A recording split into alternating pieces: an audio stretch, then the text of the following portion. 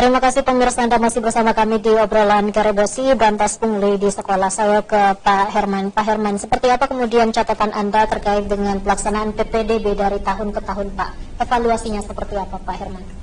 Semakin tahun ini bukan semakin bagus menurut penilaian saya. Kenapa? Tadinya server itu ditangani oleh Telkomsel. Pada waktu dana BOS masih bisa dipakai membayar server per sekolah 4 juta. Namun tiba-tiba penggunaan dana BOS itu tidak bisa lagi dipakai membiayai server per sekolah. Jadi satu-satunya jalan dipakai adalah anggaran APBD Sulsel. Tiba-tiba kita dengar diambil alih oleh Indosat tanpa ada pengumuman tender. Kan kalau dialihkan ke tempat lain harus ada tender. Ini kurang lebih 2,3 miliar. Kan jumlah sekolah itu di Sulsel 331 SMA, 165 SMK, 23 SLB. Anak yang tamat per tahun itu adalah 152.000. Yang diterima itu hanya se-Sulsel hanya 132.000. Jadi sisa ada 20.000 anak-anak ini yang terancam putus sekolah. Seharusnya Dinas Pendidikan Sulsel itu memetakan berapa anak-anak yang tamat, khususnya di Kota Makassar itu kurang lebih 24.000. Yang terjaring di negeri hanya 13.000. Kemana 10.000 ini? Seharusnya ada sekolah swasta subsidi. Karena ini dampaknya, kalau tidak ada sekolah swasta subsidi, anak-anak yang tidak mampu itu tidak bisa lagi sekolah. Contohnya, anak-anak yang saya bawa aspirasi anak nelayan itu kurang lebih 10 orang, sampai sekarang tidak bisa sekolah. Karena tidak punya uang. Dia mau masuk swasta harus bayar pangkal, harus bayar SPP. Padahal swasta itu sudah penerima juga dana BOS. Seharusnya ada penekanan kepada Dinas Pendidikan bahwa swasta yang penerima dana BOS itu dapat menampung anak-anak yang kurang mampu. Harus demikian itu. Tapi itu tidak ada yang terjadi. Sehingga coba kalau kita bisa dipertemukan Dinas Pendidikan, saya mau tahu berapa anak-anak yang tertampung pada saat ini, SMA maupun SMK, dari 152.000 anak yang tamat. Pasti ribuan anak yang putus sekolah. Itulah sistem PPDB tiap tahun seharusnya yang sudah baik semakin diperbaiki sedikit ditambah. Bukan malah menurun. Sehingga pada waktu PPDB online itu banyak errornya. Banyak. Bahkan ada yang diperpanjang sampai 24 jam baru ditutup itu pengumuman karena error 1 hari. Padahal sebelumnya itu Telkomsel sudah bagus. Menurut saya kalau sudah bagus itu server satu perusahaan, tinggal diperbaiki. Apa kekurangannya? Itulah yang terjadi baru-baru ini.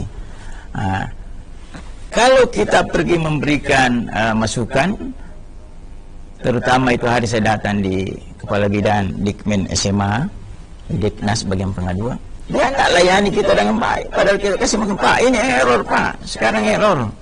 Ya, apa upayanya Bapak? Yang lebih banyak bermasalah itu dengan banyak orang kakaknya dinyatakan tidak aktif.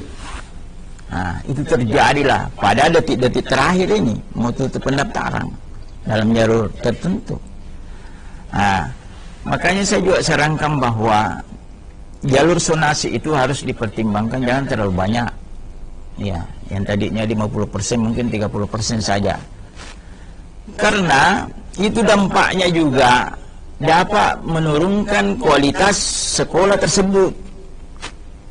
Contohnya, tanda kutip ya, ada beberapa sekolah itu mengepung satu sekolah yang sudah dianggap favorit, tapi SMP ini ada anak-anak 3 kali seminggu masuk belajar. Tapi karena dekat dari rumahnya, lolos semua masuk ke sekolah itu. Kalang kabutlah guru mengajar. Jangankan matematika, pelajaran lain saja susah, karena dia kan jarang masuk pada waktu SMP. Inilah kekurangannya jalur zonasi. Jadi ke depan jalur zonasi itu perlu dipertimbangkan, jangan terlalu banyak. Seperti juga di SMP itu sampai 70% itu sudah keterlaluan. Bahkan di SMP itu tidak bisa diakses anak-anak yang lulus. Setelah PPDB ditambah lagi 2 kelas. Kenapa tidak langsung ditambah 2 kelas pada saat PPDB? Ada apa sebetulnya? Bahkan di SMP 8 terang-terangan, siapa yang mau bayar 2,5 juta, silahkan masuk. Ada 2 kelas tersedia. Ini bukan lagi rahasia. Ya, dugaan pungli yang ada di Makassar. Jadi saya dari Forum Orang Tua Murid minta di sini kuncinya ada pada aparat keamanan, harus tegas. Begitu ada lembaga memberikan laporan fakta, ya tindaki. Ya, jangan sampai diPTS-kan. Inilah yang menjadi terulang-ulang dugaan pungli ini. Makanya dikatakan bahwa tersistematis begitu Pak ya? Ya, makanya sistematis karena bahkan aparat pun tidak goyang kalau kita tidak aksi. Siap. Ya, itu. Baik, saya ke Pak Ismu. Biasanya Pak indikasinya apa sih untuk setiap laporan-laporan pungli ini? Oke,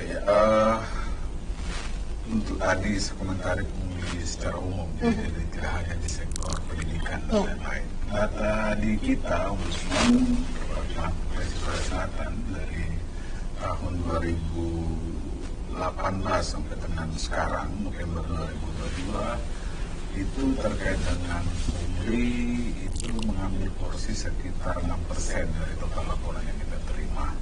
Jadi dalam kurun waktu itu, untuk di tahun 2022 sendiri ini ada sekitar 5 laporan yang terkait dengan dugaan administrasi, terkait dengan permintaan uang, imbalan dan jasa tadi.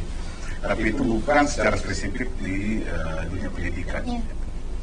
Nah, jadi untuk dugaan pungli yang terjadi di lingkungan sekolah ini kemudian tentu akan berbeda ketika berbicara dalam perspektif Ombudsman ya.